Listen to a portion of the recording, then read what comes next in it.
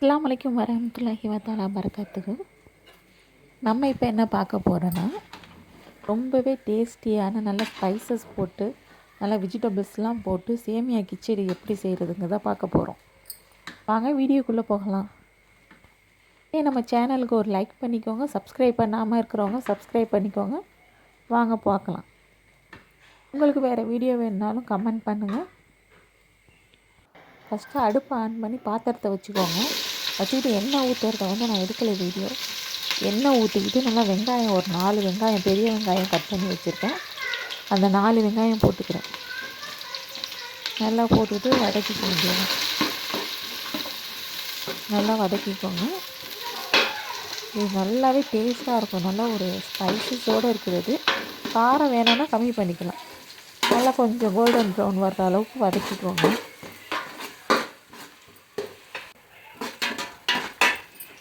அதுக்கப்புறமா பச்சை மிளகா, நான் பழுத்த மிளகாவும் போட்டிருக்கேன். பச்சை மிளகாவும் போடலாம், பழுத்த மிளகாவும் போடலாம். 2 பச்சை மிளகா. அப்புறம் இஞ்சி பூண்டு பேஸ்ட்டு தேவைக்கேற்ப போட்டுக்கோங்க. போட்டுக்கிட்டு நல்லா வதக்கி விட்டுக்கோங்க.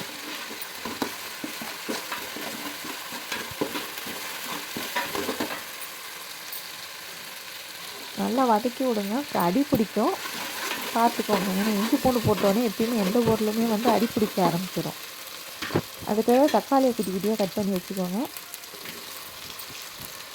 அதை போட்டுக்க வேண்டியது. தக்காளியை ஒரு 3 பழம் தக்காளி, நல்லா பெரிய பழமாக இருந்துச்சு 3 போட்டிருக்கேன்.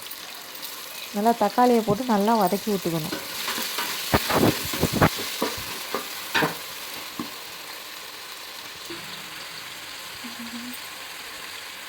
நல்லா வதக்கிட்டு மிளகாத்தூள் அந்த எண்ணெயிலே போட்டால் கலர் வரும். அதுக்காக நம்ம எண்ணெயிலே போட்டுடணும். அப்புறமா இந்த தக்காளி வெங்காயம் வதங்க உப்பு போட்டுக்கோங்க. நல்லா வதக்கிக்கோங்க. அடிப்பிடிச்சு கொஞ்சம் நல்லா வதக்கிக்கோங்க. நல்லா அந்த தக்காளி குழையிற அளவுக்கு நல்லா வதக்கிக்கணும். இப்போ பாருங்கள், நல்லா அந்த தக்காளி குழஞ்சிருச்சு. இப்போ காய்கறி இருக்குல்ல, கட் பண்ணி வச்சுருக்கோம்ல காய்கறி, பீன்ஸு, கேரட்டு, பச்சை பட்டாணி இருந்தால் பச்சை பட்டாணி பிடிக்கும், நல்லா டேஸ்ட்டாக இருக்கும். எல்லாத்தையும் போட்டு நல்லா வதக்கிக்கணும்.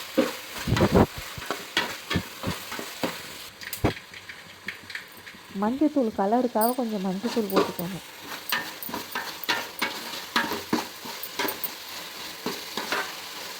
பாருங்கள், பார்க்கவே எவ்வளோ கலர்ஃபுல்லாக இருக்குன்னு. அடுத்தது ஆப்பிமா ஃப்ரைட் ரைஸ் மசாலா. இப்போ இல்லை வேறு எந்த ஃப்ரைட் ரைஸ் மசாலா இருந்தாலும் அதில் போட்டுக்கோங்க கொஞ்சம். இது நல்லா ஃப்ளேவராக நல்லாயிருக்கும். வேறு எந்த ஃப்ரைட் ரைஸ் மசாலா கூட போட்டுக்கோங்க. இதுதான் போடணுன்னு கிடையாது. ஃப்ரைட் ரைஸ் மசாலா மட்டும் கூட போடுங்க. மேகி மசாலா இருந்தால் கூட போட்டுக்கலாம். இதையும் நல்லா வதக்கிட்டுக்கோங்க. தேவைக்கேற்ப தண்ணி ஊற்றிக்கோங்க. அப்புறமா உப்பு பத்தலைன்னு உப்பு போட்டுருக்கேன். தேவைக்கேற்ப கொத்தமல்லி தழை போட்டுக்கோங்க. சேமியாவை போட்டுக்க வேண்டியது. போட்டுக்கிட்டு நல்லா கிண்டி விட்டு கொஞ்சம் கொதிச்சோம் இறங்கினோன்னே தம் போட்டுற வேண்டியது. இந்த மாதிரி கொஞ்சம் தண்ணி இருக்கிறப்பே தம் போட்டுற வேண்டியது தான். லைட்டாக தண்ணி இருக்கணும், ரொம்ப இருக்கக்கூடாது. தம் போட்டு மேலே வெயிட்டான பொருள் ஏதாவது வச்சிடணும். தண்ணி வச்சுருக்கேன், அது மாதிரி வச்சுக்கோங்க. ரெடி ஆயிடுச்சு.